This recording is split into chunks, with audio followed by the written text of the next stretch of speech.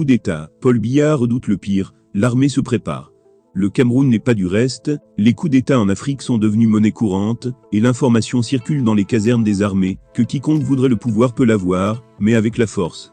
Ce fut le cas ces derniers mois au Mali, en Guinée et au Burkina Faso à 2 reprises.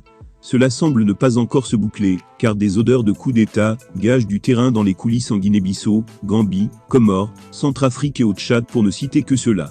Les autorités tchadiennes de la transition ont affirmé, jeudi 5 janvier 2023, avoir déjoué une tentative de déstabilisation visant à porter atteinte à l'ordre constitutionnel et aux institutions de la République. Depuis son indépendance en 1960, l'histoire de ce pays est marquée par des coups d'État et d'offensives rebelles. De même, le gouvernement de Gambie a inculpé vendredi 8 soldats pour trahison en lien avec une tentative de coup d'État présumée en décembre, a annoncé un porte-parole dans un communiqué. Le Cameroun n'est pas du reste car plusieurs fois, des hommes politiques principalement ceux de la diaspora, ont sommé l'armée de prendre leurs responsabilités face au régime actuel, a tout dit. Il faut dire qu'un soulèvement de l'armée camerounaise risque d'être impossible, car ce sont des hommes siégeants à Etoudi qui contrôlent la dite armée. Pour le Franklin Nyansi, le peuple camerounais, et notamment l'opposition politique, et la société civile sont donc plus que jamais face à leurs responsabilités.